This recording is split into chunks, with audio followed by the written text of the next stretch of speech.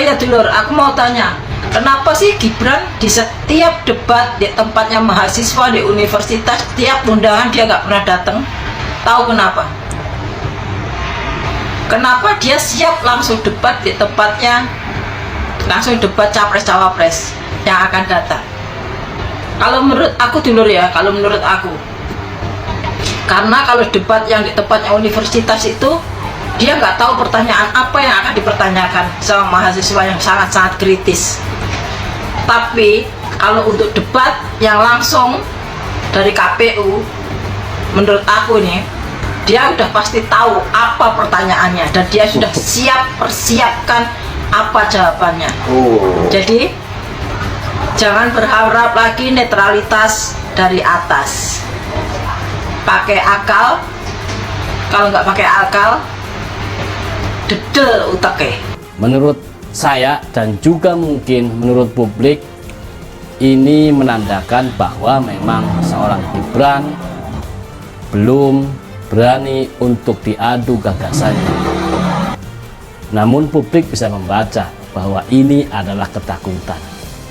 Apapun alasannya dalam politik itu hal biasa, namun perasaan publik dan nalar publik itu sudah meyakini dan semakin mengkristal bahwa Gibran memang takut atau setidaknya belum siap untuk diskusi terbuka, apalagi di universitas dengan panelis yang luar biasa.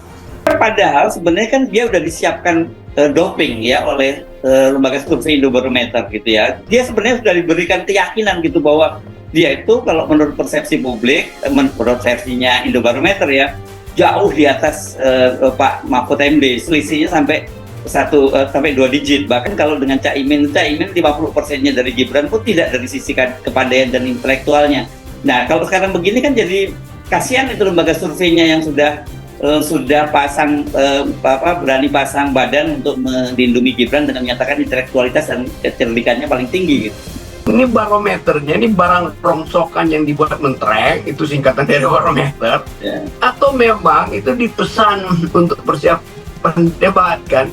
Jadi seolah-olah ingin diganggu publik bahwa ini orang pintar loh, ini orang hebat loh, jadi jangan macam-macam. Jadi ternyata yang dicitrakan sebagai mentereng itu ternyata barang rongsokan juga kan. Jadi itu intinya begitu. Jadi kita ini udah terbuka secara politik, maka semua hal mesti kita kuras, kita ulas itu. Kita perlu debat itu hanya karena kita ingin ada gagasan yang akan dipakai sebagai panduan untuk memimpin Indonesia. Jadi itu poinnya tuh, bukan soal kalah menangnya di debat. Kalah menang itu cuma soal main-main retorik, main-main logika. Tetapi idenya mesti dia ucapkan. Nggak bisa ide itu dituliskan orang lain tuh, lalu dibacakan oleh juru bicara. Siapa yang jadi juru bicara Gibran itu? Bung Emil siapa? Emil Dardak. Emil Dardak kan ditunjuk sebagai juru bicara yang pasti punya pengetahuan karena Emil datang dari kalangan berpikir, kalangan konseptual tuh, belajarnya benar tuh. Jadi orang akan lihat kenapa ada ketimpangan. Apakah karena Gibran takut berdebat, maka diangkatlah juru bicara yang IQ-nya bagus itu kan. Tetapi kan yang menjadi wakil presiden Gibran, ide itu mesti datang dari orang yang akan memimpin nanti, bukan pada juru bicaranya. Gengs, Indonesia butuh presiden yang lebih baik dari Jokowi. Masa kita disuruh pilih Prabowo yang pernah dikalahkan Jokowi 2 kali? Sering absen di debat, kapasitas Gibran dipertanyakan. Analis politik dari Universitas 11 Maret, UNS, Solo, Agus Riwanto menganggap wajar jika calon wakil presiden Gibran Rakabuming Raka sering absen di forum adu gagasan yang digelar berbagai institusi pendidikan dan lembaga riset. Ia menduga Gibran masih dilarang untuk tampil di debat-debat publik. Selain itu, dilihat dari kemampuan debat, memang dia tidak memiliki cukup banyak pengalaman. Tampaknya dia punya keterbatasan tentang itu sehingga dikhawatirkan oleh tim suksesnya kalau dia muncul ke permukaan dan menyampaikan sesuatu yang berisiko menurunkan kredibilitas, kata Agus kepada wartawan, Rabu, 29/11.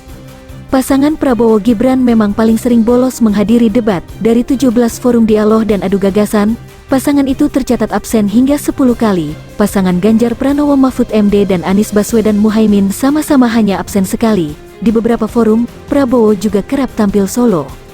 Teranyar, Prabowo hadir sendirian dalam dialog publik bertajuk Muhammadiyah bersama calon pemimpin bangsa yang digelar di Universitas Muhammadiyah Surabaya, UMS Jawa Timur, Jumat 24/11, batang hidung Gibran tak kelihatan. Absennya Gibran dalam dialog publik di UMS, menurut Agus, merupakan indikasi bahwa putra sulung Presiden Joko Widodo itu tidak siap dikuliti sebagai cawapres. Ia melihat Gibran belum punya pengetahuan mumpuni untuk memahami isu-isu kenegaraan yang jauh lebih rumit ketimbang persoalan-persoalan perkotaan. Interaksi dia terhadap masalah-masalah nasional dan kemudian solusi yang mau mereka berikan dan ide-ide yang mau dia sampaikan itu memang sangat terbatas. Keterbatasan itu coba dihindari supaya tidak ketahuan dan tidak terlihat di publik. Kalau dia muncul dengan kelemahan-kelemahan, itu akan menurunkan reputasi dia sebagai pemimpin, ucap Agus. Kedepan, Agus menduga Gibran bakal lebih banyak absen dalam debat-debat publik atau adu gagasan terkait Pilpres. Apalagi, Gibran harus berhadapan dengan Cawapres Mahfud MD dan Muhaimin Iskandar. Di antara ketiga Cawapres, Gibran paling minim pengalaman di birokrasi pemerintahan. Salah satu yang membuat ketakutan dia adalah karena keterbatasan pengalaman dan gagasan termasuk juga keterbatasan dalam mengartikulasikannya, kata Agus. Lantas bagaimana dengan klaim kesuksesan Gibran memoles Surakarta menjadi lebih metropolitan? Soal itu, Agus berpendapat tidak semua kemajuan di Surakarta merupakan hasil kerja keras Gibran. Kebanyakan proyek pembangunan di Surakarta digarap pemerintah pusat. Ketika dia tiba-tiba ke pentas nasional dengan kapasitas yang belum berpengalaman, itu bakal mengganggu elektabilitas. Sebetulnya wali kota Solo itu bukan Gibran, dia hanya simbol. Tapi yang kerja adalah pemerintah pusat. Banyak proyek-proyek pemerintah pusat di Solo untuk menaikkan Gibran supaya terlihat pemimpin yang responsif, kata Agus. Prabowo, kata Agus, juga setali tiga uang. Dalam sejumlah debat publik, Agus menilai mantan Danjen Kopassus itu lebih sering menampilkan gimik politik ketimbang gagasan-gagasan konkret membangun negara. Mirip sekali dengan pemenangan Bongbong Marcos di Filipina itu yang dilakukan untuk menarik pemilih pemula. Politik riang gembira itu lebih ditonjolkan agar tidak fokus pada gagasan dan visi misi, kata Agus. Bongbong atau Ferdinand Romualdez Marcos ialah putra dari mantan diktator Filipina, Ferdinand Marcos, berkuasa selama 21 tahun. Ferdinand menjalankan pemerintahan Filipina secara otoriter. Kemenangan Bongbong pada pemilu diwarnai kampanye disinformasi masif di media sosial.